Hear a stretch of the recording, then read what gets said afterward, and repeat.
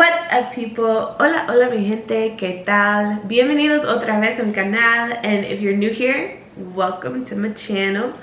Today is exactly 1 month, 5 hours, 17 minutes, and 18 seconds and counting until I make the move to Cali, Colombia.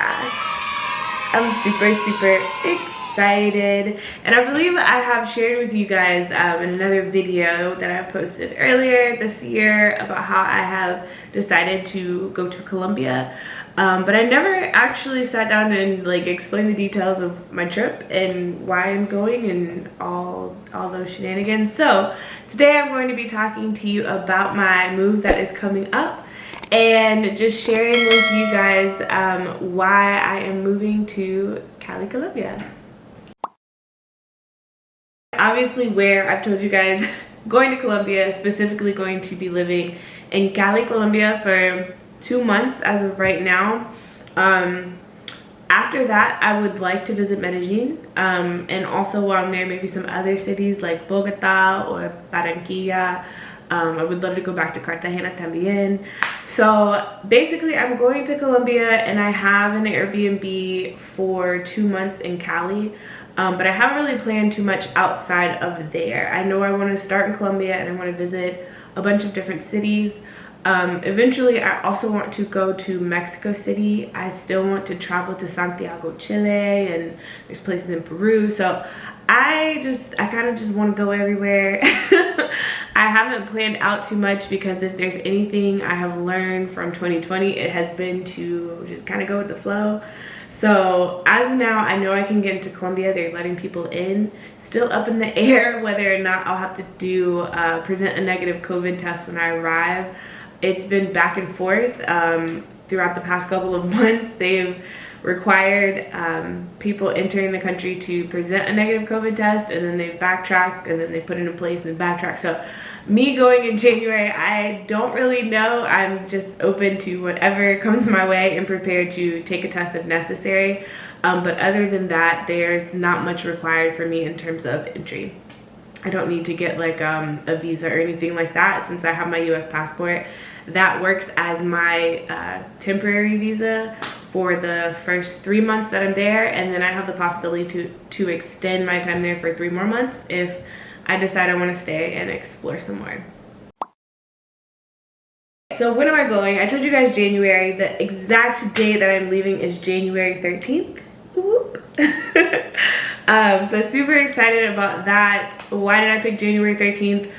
Honestly, there's no specific reason. That date was just kind of calling my name. I don't know if it's, you know, the Delta in me. But yeah, that date I was just drawn towards. I knew I wanted to go in January. I think initially I was looking at leaving like on a Saturday, but it just made more sense and was more cost effective for flights and even for booking my Airbnb to leave in the middle of the week. And so January 13th happened to be a Wednesday, and that is why I picked it.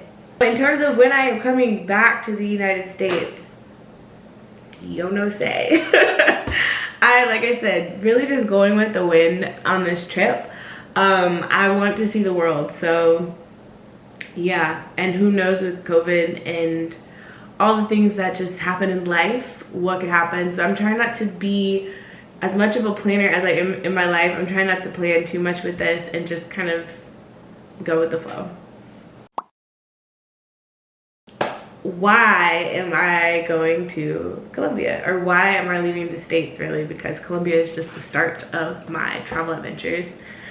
Well, most of you guys already know I already had plans to do this in 2020, but then COVID.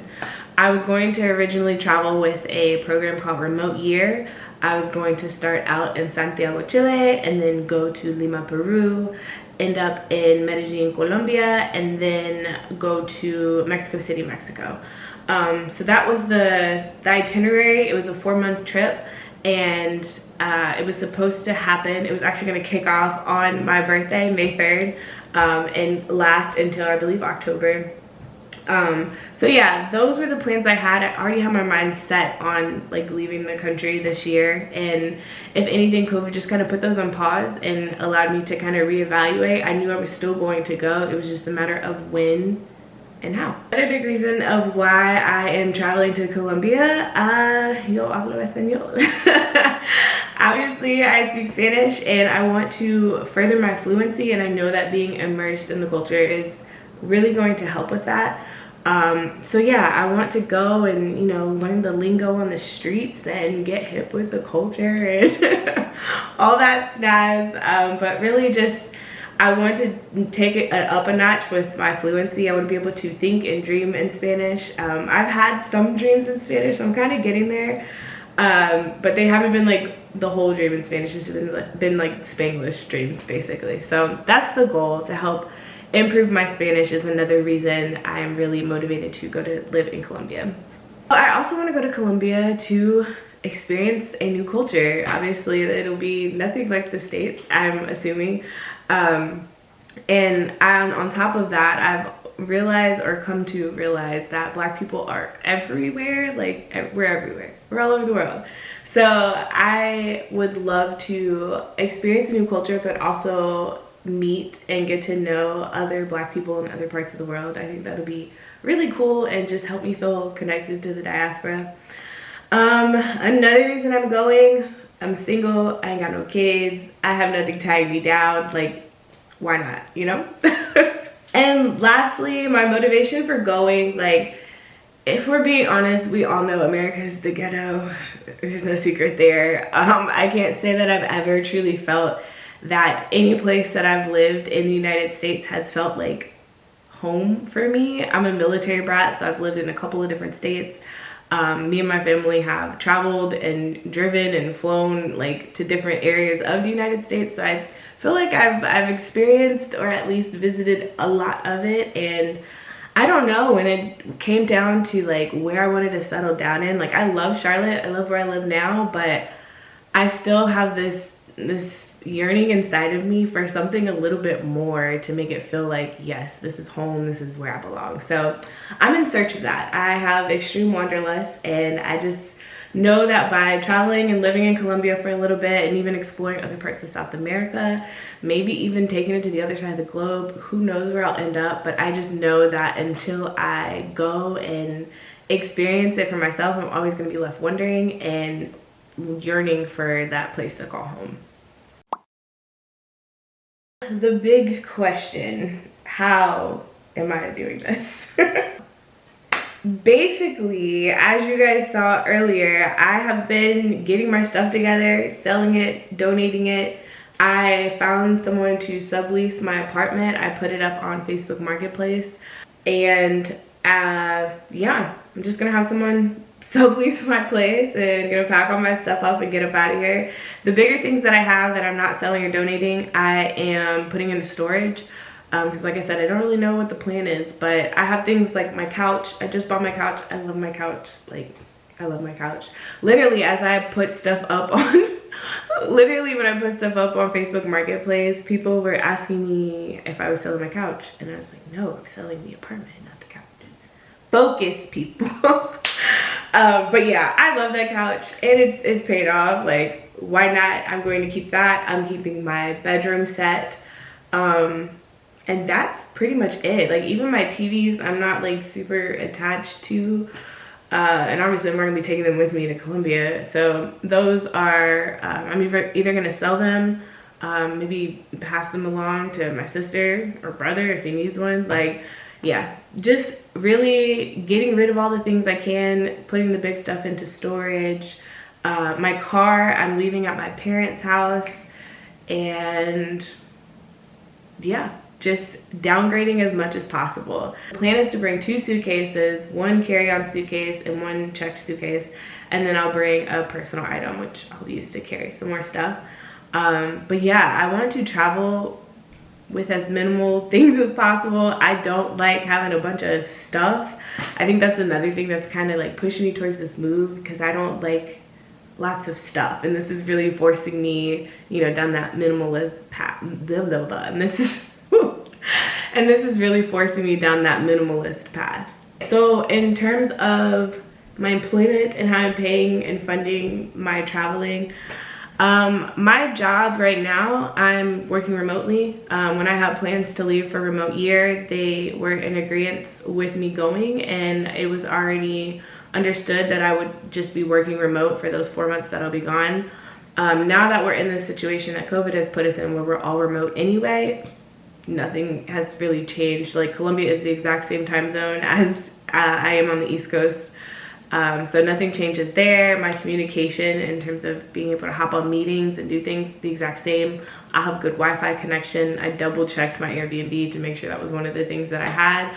So yeah, I'm literally just picking up my life here, job and all, and putting it in Colombia or wherever it is I decide to reside. So another thing about communication with like family and friends and things like that, obviously with technology, there's Zoom, you know, keeping in touch that way, FaceTime, yada yada. I think the big thing for me in preparing for this trip was figuring out what phone plan I wanted to use, because in the past I have been a Verizon phone person, and I honestly have hated it for international travel, if I'm being honest. Verizon in itself is expensive, but I've always given the excuse that, you know, the coverage has been great.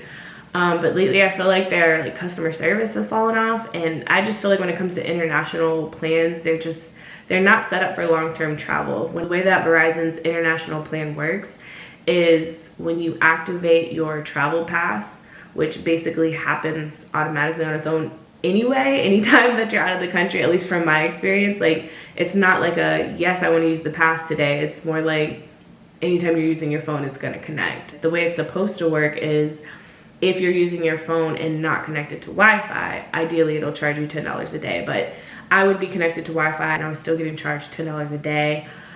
Being over there for like 7 or 9 days, however long it was, you know, that adds up. Like, that's a $70 bill on top of what my bill already is for the month. Ridiculous. So I had heard about Google Fi, and I actually switched over to them. Now my bill in total, including any type of international calls or texts or things that or data that I'm using while overseas, I'm capped at $70. I also have another option to do pay-as-you-go, which could ultimately make the bill even cheaper. You only pay for what you use in terms of data. So the cap is at like 80 max that you would be charged.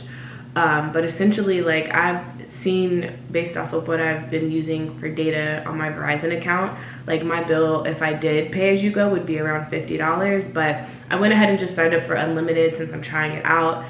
And yeah, I had it while I was in the Dominican Republic. All good reviews. Like, as long as there's some Wi-Fi to connect to, I didn't have any problems. As soon as I landed and got to the airport, I was able to get connected, and it was just a lot more seamless and a lot less stressful than my experience with using Verizon. And this is not a sponsored video for Google Fi, but if you guys are interested in using it, I'll go ahead and drop my referral link down below. You're welcome. So yeah, that's pretty much all that I wanted to share with you guys today. Thank you so much for watching this video, and I'm really excited to share with you guys all my upcoming travel adventures. So yeah, hasta el próximo. Ciao.